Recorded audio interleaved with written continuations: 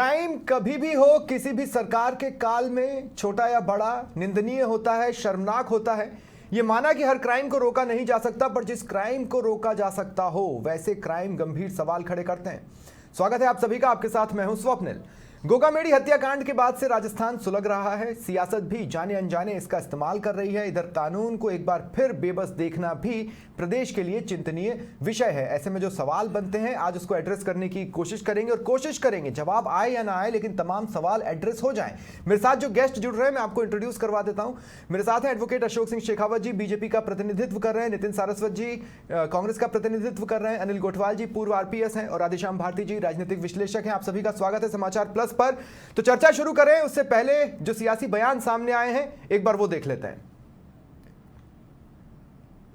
इस इंटरनेशनल एनेक्सस के बारे में अनजान नंबरों से, दर्जनों नंबरों से उनको धमकी मिलना गोगामेडी को, और उनका इस बात को रिवील करना पुलिस को, मुझे इन नंबरों से धमकी मिल रही है, उसके बाद भी सुरक्षा मुहैया नहीं करवाना, इससे बड़ा दुर्भाग्यजनक कार्रवाई हो नहीं सकती। इसकी जांच होनी चाहिए कि डीजीपी ने किसके निर्देश पर उनको सुरक्षा मुहैया कराने से इनकार किया। वो कौन सी शक्ति थी जिन्होंने बार बार कहा कि गोगामेडी को सुरक्षा नहीं दी जाए, इसकी भी जांच होनी चाहिए।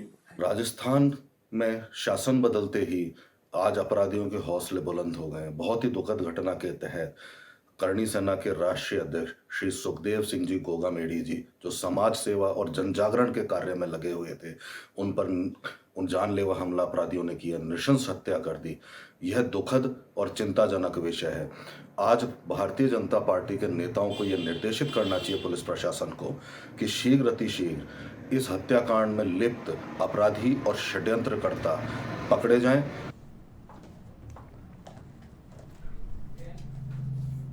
तो चर्चा की शुरुआत करेंगे राजनीतिक विश्लेषक राधेश्याम भारती जी से। राधेश्याम जी, मैं आपके पास आ रहा हूं। कल से ये मामला चल रहा है और पुलिस की कार्यशैली पर तमाम तरह के गंभीर सवाल खड़े हो रहे हैं। आपके लिहाज से वो कौन कौन से सवाल हैं जिन्हें एड्रेस किया जाना चाहिए? देखिए स्वप्निल जी, जैसे ये जो जगह है श्यामनगर, वो पौष इलाका है, पास में ही पुलिस स्टेशन है और राज्यसभा सांसद घनश्याम तिवारी वहीं रहते हैं। यानी ये पूरा इलाका बड़ा पौष इलाका है। ऐसे में भी देखिए आप, जो है घर में घुस कर के इस तरह से मर्डर हो जाए और राष्ट्रीय अध्यक्ष का, किसी महत्वपूर्ण समाज विशेष के राष्ट्रीय अध्यक्ष का इस तरह से मर्डर हो जाए, वहां 10-10 राउंड गोलियां चलें, और देखे आप अंदर 3 आरोपी उसमें घुसे हैं, जिसमें एक की वहां मौत हो गई। कहा तो ये जा रहा है कि दूसरे जो शूटर थे जिनके साथ वो आया था, उन्होंने ही उसको शूट कर दिया। और फिर दूसरा ये भी कहा जा रहा है कि उनके जो सुखदेव सिंह जी थे, उनके गार्ड की गोली उसको लगी। वो जैसा भी हुआ, लेकिन वो भी वहां खत्म हो गया। उसके बाद देखिए आप, स्कूटी छीन करके दोनों जो हत्यारे हैं वो भाग जाते हैं, सांप निकल जाते हैं और पुलिस हाथ पर हाथ धरे रह जाती है। तो फिर सवाल या निशान तो उठते हैं ना, ये तो लाजमी है। फिर उन्होंने पहले से सुरक्षा मांगी थी, पुलिस प्रशासन को कह रहे थे कि फला जगह से मुझे जो है रोज धमकियां मिल रही हैं। अब प्रशासन ने उनको जो है किसी तरह की कोई सुरक्षा उपलब्ध नहीं कराई। ये क्यों नहीं कराई, ये भी एक अपने आप में सवाल है। फिर वहां आप देखिए कि एक प्रश्न ये उठता है कि सीधे हत्यारे ऐसे ही थोड़ी घुस गए मकान में, पहले उन्होंने रेकी की होगी, 2-3-4 दिन तक रेकी चली होगी, तब भी पुलिस को ऐसा अंदेशा नहीं हुआ कि आखिर ये सब क्यों हो रहा है। अचानक फिर हत्यारे अंदर घुसते हैं, 10 मिनट तक बातचीत करते हैं और उसके बाद में गोलियां चलती हैं, उनका मर्डर कर दिया जाता है। वापस जाते जाते भी वहां देख करके गए हैं कि जो है उनकी मृत्यु हुई है कि नहीं हुई है, चेक करके एक जो है वो हत्यारा वहां और फिर वापस भागता है। तो ये सारे प्रश्न उठते हैं इस पर कि इतना बड़ा चला गया है कि पुलिस उस तक पहुंच नहीं पा रही है। हम तो पुलिस की कार्यकुशलता पर भी अब सवाल खड़े कर रहे हैं। देखिए, और फिर पुलिस ने अब जैसे 5-5 लाख रुपए का इनाम घोषित कर दिया है जो सूचना देगा उनको भी 5-5 लाख का इनाम घोषित कर दिया है। इसी तरह SIT घोषित बना दी गई है। लेकिन ये सारी देखिए, ये कोई पर्याप्त वो नहीं है, ठीक है। बाद की ये कार्रवाई है, बाद का दिखावा है। यानी घटना घट जाती है, उसके बाद में पुलिस जो है वो चेतती है, तो ये कोई अच्छी स्थिति नहीं कही जा सकती। ठीक है राधेश्याम जी, मैं आगे आपके पास आऊंगा। अनिल जी, मैं आपके पास आ रहा हूँ। कहाँ पर आपके एक्सपीरियंस के हिसाब से मैं पूछ रहा हूँ, कहाँ पर आपको लैप्सेस नजर आ रहे हैं? मैं इससे पहले कि सियासत से जुड़े सवालों पर जाऊं, मैं ये सवाल ले लेना चाहता हूं। हाँ, नहीं बिल्कुल ठीक है स्वप्निल जी। जैसा कि ये सब बता रहे हैं कि पुलिस की नेग्लिजेंसी है, ठीक है। प्रीवियस में उनको थ्रेट मिली है और भी फ़ोन कॉल से सोशल मीडिया पे, या ADG SOG ATS ने भी थ्रेट को पंजाब पुलिस से शेयर करके लोकल पुलिस को दिया है। ये अब एक जांच का विषय, गंभीर जांच का विषय है कि इतनी थ्रेट मिलने के बाद और स्वयं उस गोगामेडी जी के कहने के बावजूद भी कैसे नहीं हुई। तो मेरा ये सीधा मानना है कि स्थानीय पुलिस, जो भी लोकल पुलिस रही है, उनका कहीं ना कहीं इसके अंदर उनसे संपर्क नहीं होना, कम्युनिकेशन गैप हो जाना, या उनके पास जाके किसी भी प्रकार की थ्रेट के बारे में उनसे बातचीत करना। ये देखिए कि जो भी अगर मान लो कोई अपराधी भी है, अनिल जी, अगर कभी थ्रेट की शिकायत की गई तो उसका फॉलोअप लिया जाता है, उसको जांच कर ये देखा जाता है कि सचमुच सुरक्षा देने की जरूरत है या नहीं है, और उसके बाद उस पर डिसीजन होता है क्या इसमें से कोई भी प्रोसेस या कोई भी स्टेप अपनाया ही नहीं गया, या सीधे बस शिकायत आई उसको एक तरफ डाल दिया गया, जैसा अमूमन ज्ञापनों के साथ होता है। नहीं, देखिए, ये जो थ्रेट का परसेप्शन है, इसके ऊपर स्थानीय पुलिस के पास में, SHO के पास में, या जो भी अधिकारी जांच के लिए जाता है उससे बातचीत करता है कि किस प्रकार की थ्रेट है। सोशल मीडिया की थ्रेट है तो कहाँ से थ्रेट आई है, किसने थ्रेट दी, क्या कारण है, कोई एनिमिटी है तो किस लोगों से है। तो एक तो ये जांच होती है। दूसरा, उनसे पूछा जाता है कि आपके पास में कोई गनमैन या अंगरक्षक लगाने की आवश्यकता है, तो आवश्यकता के बारे में भी असेस किया जाता है। फिर उसको किस प्रकार की सिक्योरिटी, 2 पुलिस कांस्टेबल चाहिए, कोई category Z category, Y category, या जो भी कैटेगरी है, उसका निर्धारण तो पुलिस मुख्यालय के ऊपर होता है, और वो फिर पेड उसमें दी जाती है। जैसे अब आज की तारीख में कई लोगों को जो पेड वो सिक्योरिटी दी गई है कि उसका जो खर्चे का वहन है वह स्वयं करेगा या सरकार के माध्यम से होगा।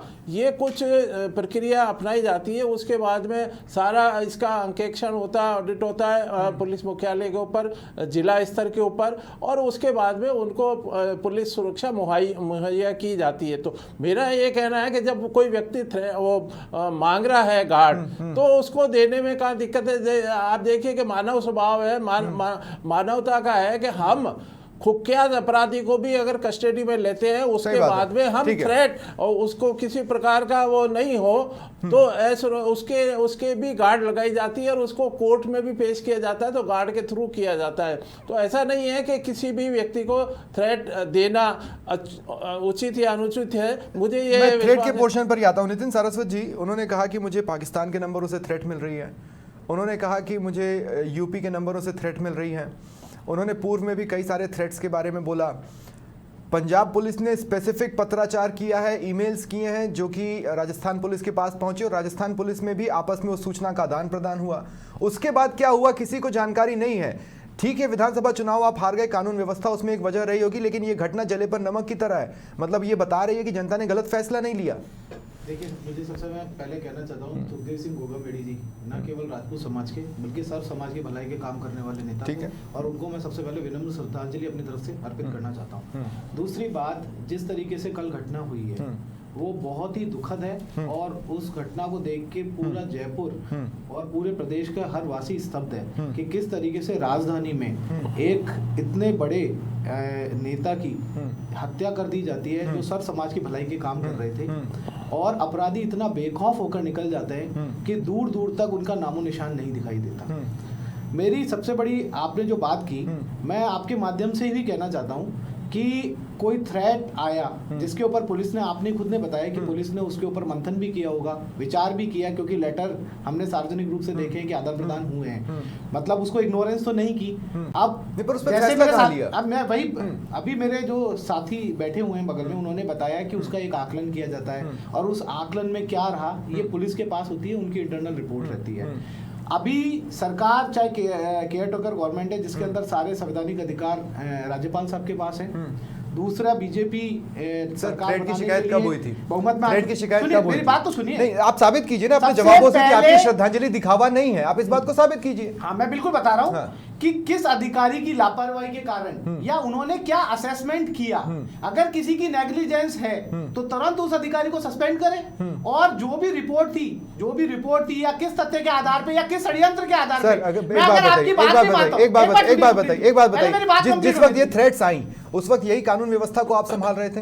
मैं आपसे क्या पूछ रहा हूं कि आप मान लीजिए कि कानून व्यवस्था के फ्रंट पर आप लोग फेलियर थे, देखिए, विपक्ष के तौर कानून पे बीजेपी व्यवस्था कुछ में गलत मैं नहीं ये कह रहा हूं कहता कि था। हमारे टाइम में जो भी अपराध हुआ, अपराधी दो घंटे के अंदर जिसका इंटरनेशनल कनेक्शन था, हाँ। वो भी 2 घंटे के अंदर सलाखों के पीछे था। अच्छा। मैं तो आज जो सबसे ऋतिक ज्यादा बॉक्सर को सड़कों पे- कितनी देर में पकड़ा आज था जो आपने? सड़कों पे रोज प्रदर्शन रोहित है, गोदारा आज भी बाहर ही है। सड़कों पे जो हाँ। रोज प्रदर्शन है वो इस बात का है कि अपराधी निकलकर भाग गए और अभी तक कोई कार्रवाई नहीं हुई सर, है। प्रदर्शन को देखिए आप, वो आपको कोस रहे हैं कि हमें मैं- सुरक्षा नहीं दी, नहीं तो गोगा मेडी जी जिंदा होते। मैं आपको ये कह रहा हूं, अगर किसी अधिकारी ने ऐसा किया है, आप तो अभी भी सरकार बनाने के हाँ। लिए इधर उधर खेल रहे हैं। आप तो जाते जाते नोट लिख कर जाइए ना। आप जो- केयर टेकर गवर्नमेंट है, और जो जाते जाते राज्य- नोट लिख कर मैं जाइए। कह रहा हूं अगर राज्यपाल जी के पास में हाँ। अगर वो रिव्यू मीटिंग ले रहे हैं, उन्होंने डीजीपी से भी बात की है, ठीक है। कमिश्नर से भी बात की ठीक है, है। मुख्य सचिव से भी बात की है। नितिन जी। जिस अधिकारी में, सुनिए एक बात, नितिन जी। जिस अधिकारी ने अगर लापरवाही हाँ, की है, हाँ, अगर सच में हाँ। लापरवाही हुई है, हाँ। तो वो अब तक सामने आ जानी नहीं, चाहिए कि वो पर उस अधिकारी पर आपकी suspend नजर होना क्यों नहीं चाहिए थी? मैं तो ये पूछ रहा हूं ना कि उस देखिए, पर आपकी सतबीर नजर जी, क्यों फिर नहीं आप थी? वही बात कह रहे हैं। हाँ। मैं तथ्यों की बात कर रहा हूँ, अरे आप मैं भी तो perception तथ्य की बात कर रहा हूँ भाई। आप जो परसेप्शन कह रहे हैं अगर वो सच है हाँ। तो वो तथ्य अभी तक सामने आ जाते, क्या? आ जाने चाहिए थे। एक बात बताइए, सरकार अरे आने भाई, के एक बाद बात में- बताइए, पुलिस नहीं, आपके अंडर में थी? एक बात बताइए, पुलिस आपके अंडर में किसी थी? के जाने के पुलिस बाद आपको में कोई बताएगी ना? बेखौफ होता है, गृह किसी विभाग के कौन आने के संभाल बाद रहा में कोई बेखौफ था? होता गृह है। विभाग कौन संभाल रहा था? अगर पुलिस पत्राचार कर रही थी तो उसकी जानकारी समीक्षा बैठकों में सीएम गहलोत नहीं ले रहे थे क्या? मैं- सीएम गहलोत खुद एक्सेस मैं नहीं कर ये सकते कह थे कि रहा ये थ्रेट हूं- सीरियस है या नहीं है? मैं बिल्कुल आपसे ये कह रहा हूं कि अगर किसी की लापरवाही हुई है हाँ। या षड्यंत्र सामने ये तो है, समय रहते पकड़ा सामने जाना रख चाहिए था ना, दीजिए। सर। लेकिन ऐसा, मैं कह रहा हूं ऐसा है तो उस अधिकारी को अरे तो सस्पेंड कीजिए। उस पीरियड की जिसमें- सच्चाई तो आप देखिए, बताइए। दिक्कत क्या है कि यहाँ पे जिम्मेदारी से भागने का प्रयास हो रहा है। जिस अच्छा। तरीके से वो बेखौफ होकर हाँ। भागे हैं, जिस आप भी तरीके तो से वही वो कर रहे हैं। बेखौफ होके भागे आप भी हैं, तो वही कर रहे हैं। सबसे बड़ी समस्या वही उस है। पीरियड के जवाब तो मैं आपके ये पास कह- होने चाहिए ना। उस चीज आप भी का- तो वही कर रहे हैं, जिम्मेदारी से भाग रहे हैं। नहीं स्वप्निल जी, बिल्कुल गलत बात कह रहे हैं। मैंने हाँ। कहा कि हमारे टाइम में अपराधी 2 घंटे में पकड़ा खा गए अरे इंटरनेशनल सर, कनेक्शन होते हुए। एक दो और आज केस, आप अपराधी, फिर वही बात कर रहे हैं आप। आज अपराधी 24 घंटे से भी ज्यादा मैं हो कह रहा गए। हूं आपके उनका पीरियड आता पता में एक नहीं है। इंसिडेंस होता है,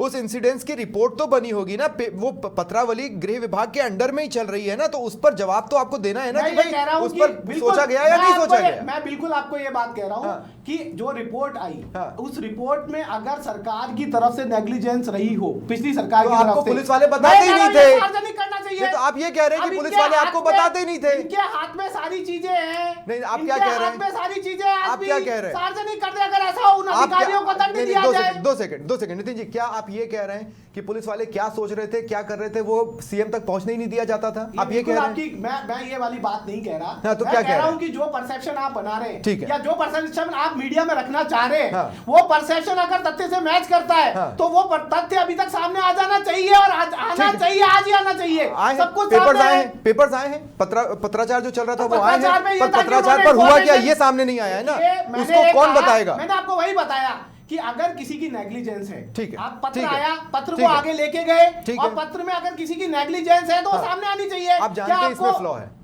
नितिन जी, आप जानते हैं इसमें देखिए, flaw है। आप जो परसेप्शन रखने की मैं कोई कोशिश कर परसेप्शन रहे नहीं हैं, रख रहा हूं। मैं कह रहा हूं अगर मैं वो ये नहीं facts रख रहा से हूं। मैच करता नहीं, मैं ये होगा, नहीं, मैं आपको एक चीज आप- बताता हूं, मैं आपको एक आप- चीज बताता हूं, उसके बाद मैं जिम्मेदारी से अशोक जी के पास भागने जाऊंगा। के नहीं नहीं लिए नहीं, मैं आपको एक उनको चीज एक बता रहा रास्ता दे रहे हूं, हैं। मैं एक बहुत सिंपल सा बात कह रहा हूं। ये पहली कंपनी नहीं है जिसमें मैं काम कर रहा हूं। आज अगर मेरी पुरानी कंपनी में काम के दौरान के किसी सवाल पर कोर्ट नोटिस पूछता है तो मुझे जवाब देना होगा। मुझे पता होना चाहिए मैंने उस वक्त क्या किया था। मैं गलत कह रहा हूं क्या? मुझे पता होना चाहिए मैंने उस वक्त क्या किया था। आपको पता होना चाहिए आपके समय में क्या हुआ था।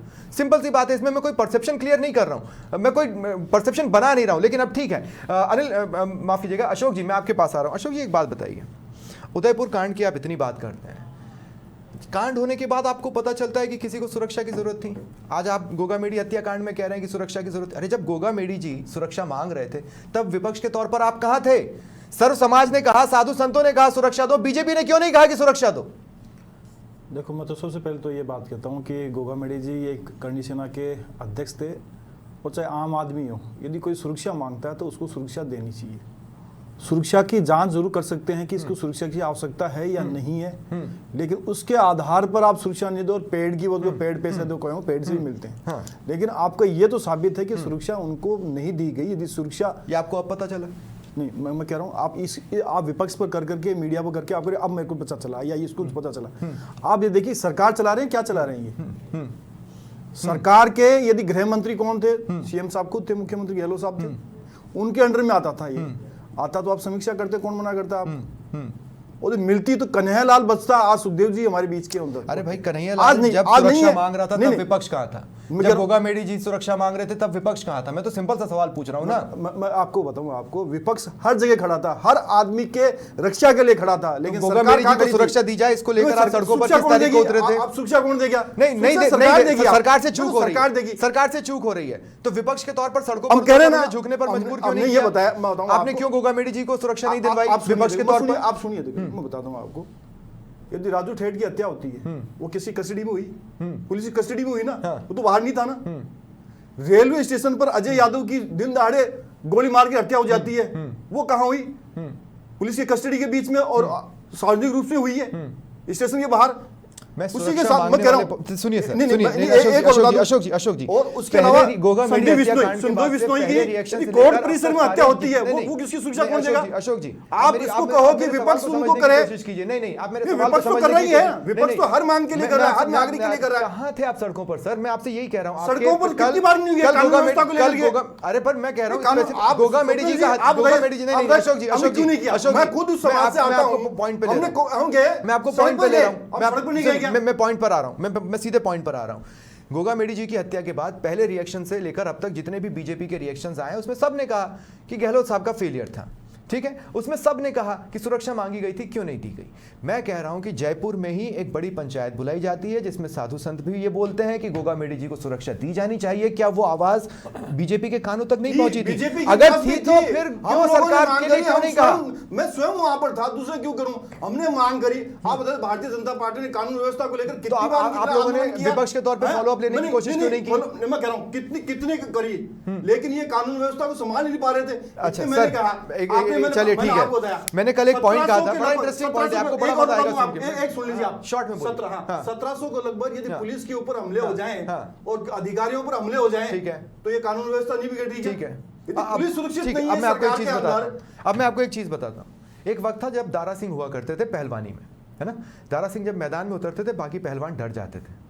सचिन तेंदुलकर जब क्रिकेट के मैदान पर उतरते थे तो दूसरी टीमें ये कहती थी कि सचिन तेंदुलकर आ गए, किसी तरीके से इनको आउट करो, नहीं तो ये हमें हार की कगार पर पहुंचा देंगे। मैं कह रहा हूं बीजेपी के आने की आहट से, राज्यवर्धन सिंह राठौड़ के बयानों से, बालमुकुंदाचार्य के बयानों से अपराधियों में किसी तरह का भय फैला होता तो कल नहीं होता। तो आपके आने से अपराधी डरे तो नहीं है? आप समझ रहे हैं इस चैलेंज को? आप समझ रहे हैं इस बात को? मैं कह रहा हूँ, देखो आप भारतीय जनता पार्टी की सरकार यूपी में देख लीजिए, देखा ना अपराधियों कितना बेखौफ है। नहीं, क्यों नहीं? तो फिर बीजेपी यहाँ आई तो अपराधियों को क्यों नहीं लगा अब हमारी खैर नहीं? अब आई ना अपराध, ऐसे शासन आएगा, करेंगे कार्रवाई।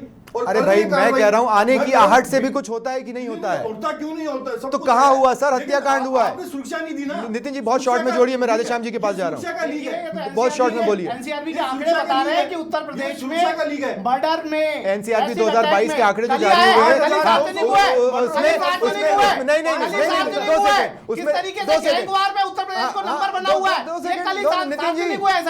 एनसीआरबी के आंकड़े राजस्थान में रेप में नंबर 1 किस राज्य को बता रहे हैं?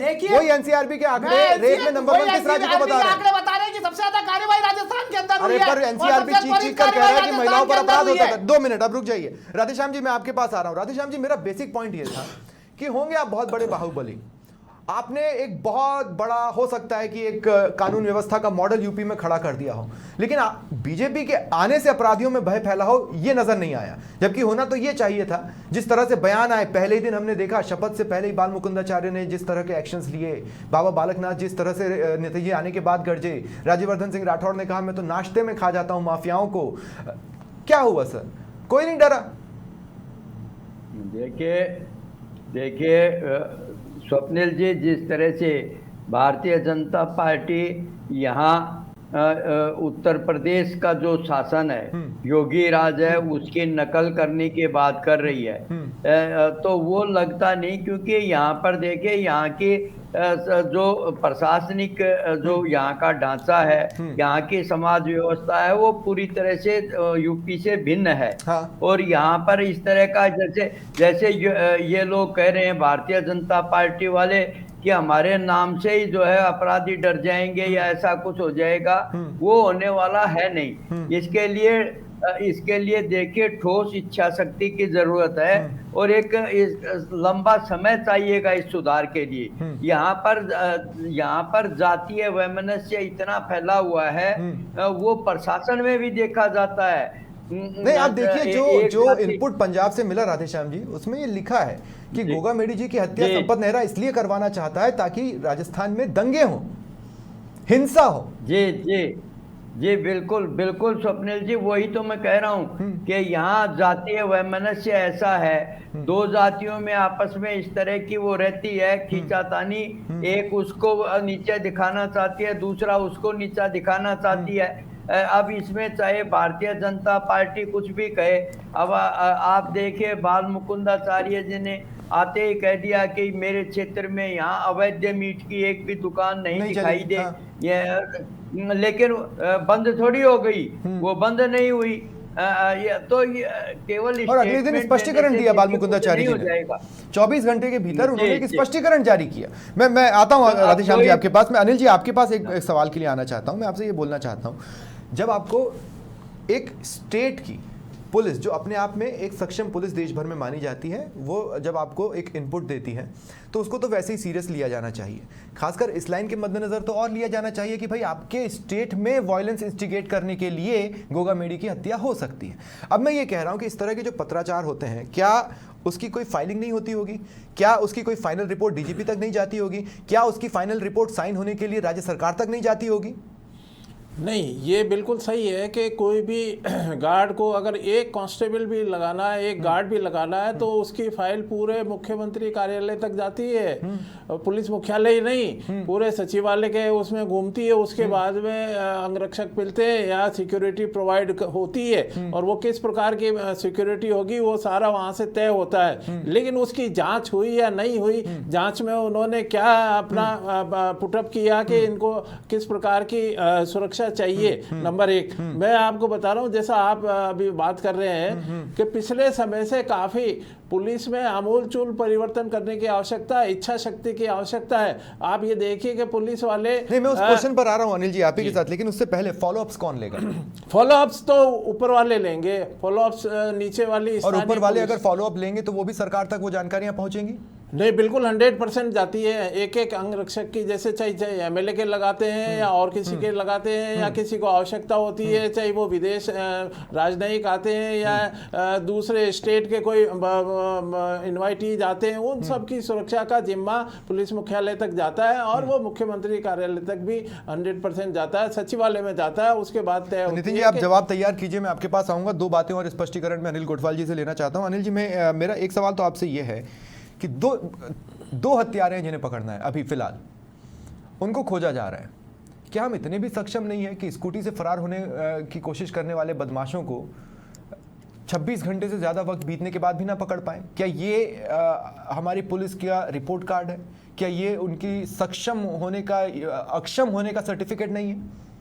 नहीं, देखिए, मैं राजस्थान पुलिस को असक्षम होने का सर्टिफिकेट नहीं देता, सक्षम पुलिस है लेकिन विल पावर होनी चाहिए। हाँ, उसके अंदर कुछ समय लग सकता है कि उनका जो टेक्निकल विंग है वो कहाँ तक काम कर पा रहा है, उनकी लोकेशन, उनका जो भी उन्होंने क्लू, जो एविडेंस वहाँ मौके से जुटाए हैं, उनके साथी कौन है और क्या है। हमारी पुलिस क्या होती है कि लॉ एंड ऑर्डर और इन्वेस्टिगेशन चूंकि शामिल है, वही अधिकारी इन्वेस्टिगेशन कर रहे हैं, वही लॉ एंड ऑर्डर में लगे हुए हैं। तो अब होता क्या है कि हम लॉ एंड ऑर्डर के अंदर अपना पूरा समय वेस्ट चले जाता है, तो इन्वेस्टिगेशन में हमारे को कम समय मिलता है और हमारे पास टीमें कम हो जाती है। तो मेरा ऐसा मानना है कि जहां पर भी इस प्रकार का बंद का आह्वान होता है, रोष का आह्वान होता है या कोई दबाव आ जाता है, तो उसके अंदर हमें थोड़ा सा समय लगने की संभावना रहती है। तो मेरी हमेशा एक छोटी सी बात और मैं पूछना चाहता हूं। जब चुनावों का दौर आता है और आचार संहिता लग जाती है, अमूमन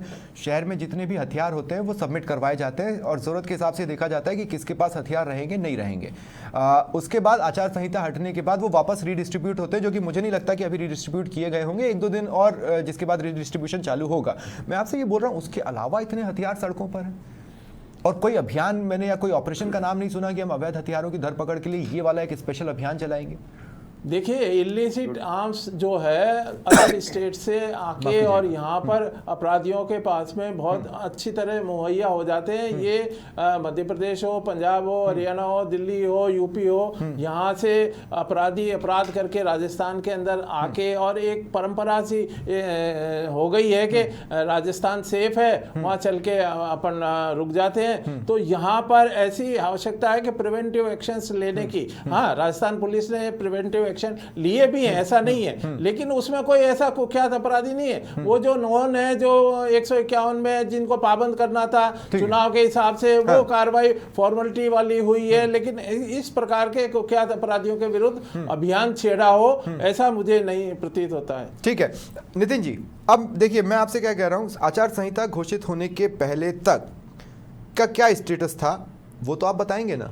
मैं ये पूछ रहा हूं कि क्या सीएम गहलोत तक ये बात पहुंची भी थी जब वो गृह विभाग संभाल रहे थे कि गोगा मेडी को सुरक्षा की जरूरत है, उन्होंने सुरक्षा की मांग की है, पॉइंट नंबर 1। उसके बाद पुलिस ने क्या क्या कदम उठाए, उस पर कितना फॉलोअप हुआ, ये सारे जवाब तो हम आपसे एक्सपेक्ट कर सकते हैं ना, क्योंकि ये आचार संहिता लगने से पहले हुआ है। जांच करने वाले तो जांच करेंगे और ये सारे उनके जवाब भी आएंगे, लेकिन आपका भी तो कोई जवाब होगा ना। देखिए स्वप्निल जी, मैं सबसे पहले आपको बताना चाहता हूँ कि जिस तरीके से ये जो हत्या हुई है, और अभी आपने बाल मुकुंदाचार्य जी की बात की, वो पुलिस को ले लेके घूम के जिस तरीके से लोगों को धमका रहे थे, और मैं कह रहा हूँ कई जगह सही भी कार्यवाही है, मैं मना नहीं कर रहा, लेकिन जिस तरीके से धमका रहे थे और कह रहे थे कि हमारा राज है, आज जैसे ही इनका नंबर जब जिम्मेदारी लेने का आया तो ये राज को छोड़ के भाग रहे हैं। अभी राज उन्होंने संभाला नहीं है, उस जिम्मेदारी को, उस राज की जिम्मेदारी छोड़ के, क्या अभी नहीं है, उस राज की जिम्मेदारी को छोड़ के भाग रहे हैं। पर मैंने तो पॉइंट उठा लिया ना, आपके उठाने के पहले वो पॉइंट उठा लिया। गोगा मेडी जी के एक बयान का जिक्र किया, मैं दूसरे बयान का जिक्र करना चाहता हूं। वो दूसरे बयान में उसके बाद का था जिसमें उन्होंने गहलोत सरकार के और गहलोत जी के कार्यों की प्रशंसा की है। अगर कोई मनमुटाव जैसी बात होती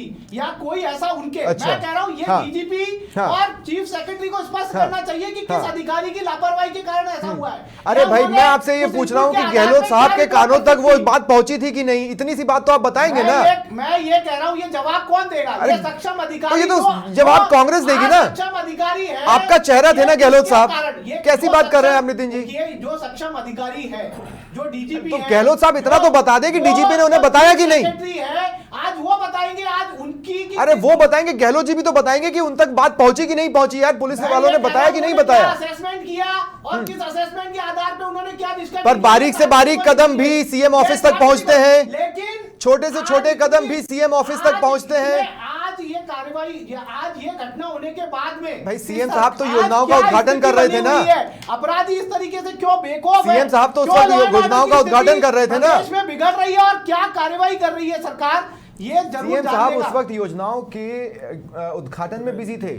अगर सीएम ऑफिस तक एक एक स्टेप्स पहुंच भी रहा होगा तो उनको देखने का मौका मिल पाया होगा क्या? जी, ये आपका परसेप्शन है, जो आप परसेप्शन बनाना चाहते हैं आप बिल्कुल बनाइए, इसमें कोई दो राय नहीं है। परसेप्शन आप क्रिएट कर सकते हैं। मैं कह रहा हूं अगर इसमें तथ्य होता तो अभी सबसे पहले तथ्य आपकी स्क्रीन पे चल रहा था और वो अधिकारी सस्पेंड हुए होते, वो अधिकारी सस्पेंड हो जाए। नहीं, हमने स्क्रीन पे सारे पेपर्स चला दिए हैं, अब हम कोई परसेप्शन नहीं चला रहे हैं। एक सिंपल सी बात का जवाब दे दीजिए, आप मेरे परसेप्शन को ध्वस्त कर दीजिए, एक ही बात का जवाब दे दीजिए, मेरा परसेप्शन ध्वस्त। अगर मैं कोई परसेप्शन क्रिएट कर रहा हूं हूं, एक ही सवाल के जवाब में मेरा वो प्रयास ध्वस्त हो जाएगा, मेरा वो परसेप्शन जो मैंने क्रिएट करने की कोशिश की वो ध्वस्त हो जाएगा। और वो सवाल सिर्फ इतना है कि जब पुलिस के पास ये पहुंचा कि गोगा मेडी जी को सुरक्षा की जरूरत है, ये बात गहलोत साहब के कानों तक पहुंची या नहीं पहुंची, इतना सा जवाब दे दीजिए। मैं बिल्कुल बता रहा हूं, जब पुलिस के पास ये पहुंचा और उसके ऊपर क्या सक्षम अधिकारी ने कार्यवाही की ये बताने के लिए डीजीपी और चीफ सेक्रेटरी अभी उपलब्ध हैं इंटरिम राज्यपाल जी के पास। उन्होंने फिर आप कहेंगे कि आपका वर्जन नहीं लिया, उन्होंने रिपोर्ट, फिर आप ही कहेंगे आपका वर्जन नहीं लिया साहब। मैं ये कह रहा हूं कि उनके पास रिपोर्ट है, तथ्य वो तो पूरी नोटिंग होती है फाइल, मेरे कहने या नहीं कहने से वहां नोटिंग होती है बॉस, वो नोटिंग होके बिल्कुल वो लिखा जाता है, सीएम ऑफिस तक जाती है। हां वो नोटिंग, अनिल गोठवाल जी ने बताया ना आपको। मैं कह रहा हूं वो नोटिंग सार्वजनिक करनी चाहिए अगर किसी के, और उसके ऊपर कार्रवाई गहलोत साहब करनी नहीं चाहिए। करेंगे। मैं ये कह रहा हूं वो नोटिंग सार्वजनिक करनी चाहिए। अशोक सिंह जी, अब मैं आपके पास आ रहा हूं। अशोक सिंह जी देखिए, विपक्ष के तौर पर ये मसला आपके कानून, आप कह रहे हैं कि आप उस दिन वहां पर मौजूद थे लेकिन उसका फॉलोअप आप लोगों ने भी नहीं लिया, ठीक है।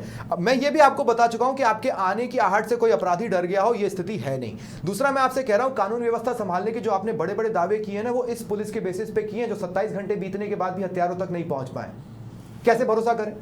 देखो ये बात तो सही है कि 5 साल की जो पुलिस है उसको जंग लगा दिया है, पुलिस के काबिल अफसर हैं और जवान भी है। तो आपके पास जंग लेकिन लगाने नहीं, का क्या सिस्टम है महाराज? सिस्टम आएगा ना तो आप केमिकल थोड़ी ना है। अभी मैं कह रहा हूँ कि अभी आपने पूछा तो मैंने इसका जवाब दिया। वो जंग तो आप ही मानते हो, क्यों जंग लग रही है? मैं इसलिए कह रहा हूँ जंग इसलिए लग रही है, संगठित गैंग जो थी जो दिन दहाड़े मारती थी, 26 केस थे। पुलिस की सफलता नहीं थी। नहीं 26 केस नहीं आप बताइए, ऋतिक बॉक्सर तक पहुंचना क्या राजस्थान पुलिस की सफलता नहीं थी? एक बात तो सुन लीजिए आपने, 26 केस दर्ज हुए, 10 आज भी पेंडिंग है। 10 पेंडिंग क्यों है भैया इन गैंग वालों के खिलाफ? 2 सेकंड क्यों पेंडिंग? 2 सेकंड बस तो ये आता है। 2 सेकंड मैं आपको एक बात बताता हूं। मैं आपको तथ्य के आधार पर, आंकड़ों के आधार पर क्यों पेंडिंग है? आ रहा हूं। ये जो हत्याकांड हुआ, इस हत्याकांड में शुरुआती जांच में रोहित गोदारा का नाम सामने आया, फिर प्रॉपर्टी विवाद का नाम सामने आया। हमें नहीं पता किस चीज से कनेक्शन है, ये तो जांच के विषय। हाँ ये जांच का विषय है। लेकिन रोहित गोदारा 2022 में दिल्ली से फर्जी पासपोर्ट बनवाकर विदेश भाग गया, ठीक। दिल्ली में कानून व्यवस्था किसके अंडर में?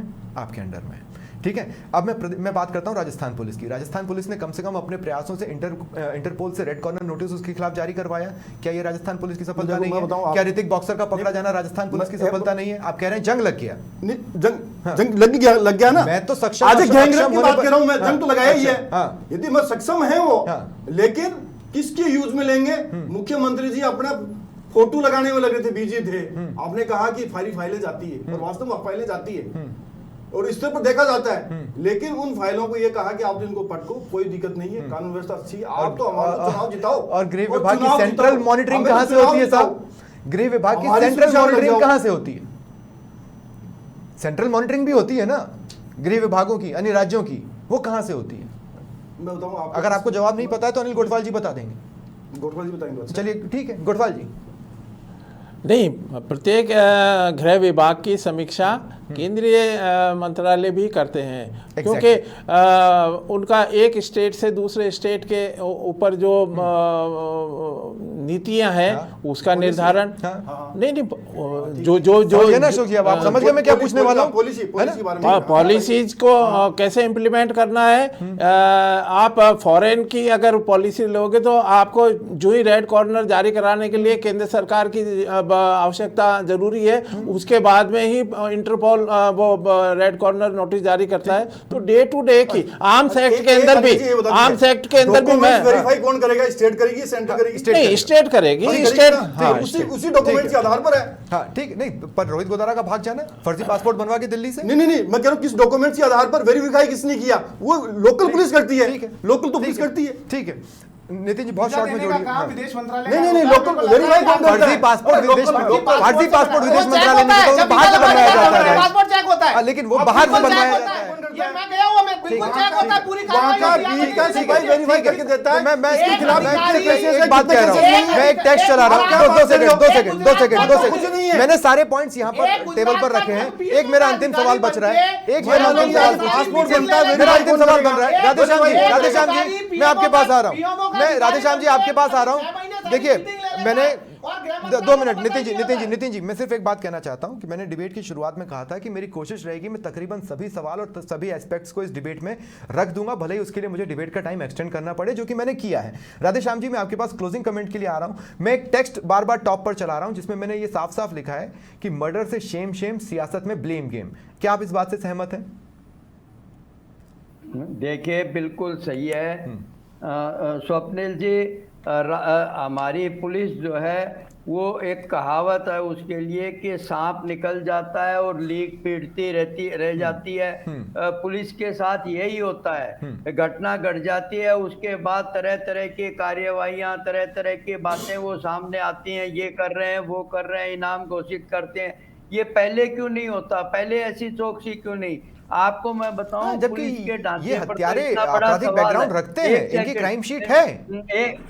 एक सेकंड कि सुप्रीम कोर्ट, माननीय सुप्रीम कोर्ट का आदेश है कि हर थाने में सीसीटीवी कैमरे होने चाहिए और वो 24 घंटे पूरी तरह चालू हालत में होने चाहिए। लेकिन आप खंगाल करके देख लीजिए राजस्थान के कितने थानों में जो है वो सीसीटीवी कैमरे लगे हुए हैं। ठीक है। बेशक सारस्वत जी वकालत करें अपने जो है सरकार की, अपनी सरकार की जो है उसकी, लेकिन देखिए चाहे बीजेपी की सरकार आए चाहे कांग्रेस की सरकार आए, पुलिस का डर्रा अभी तक बदला नहीं है, पुलिस की कार्यशैली बदली नहीं है।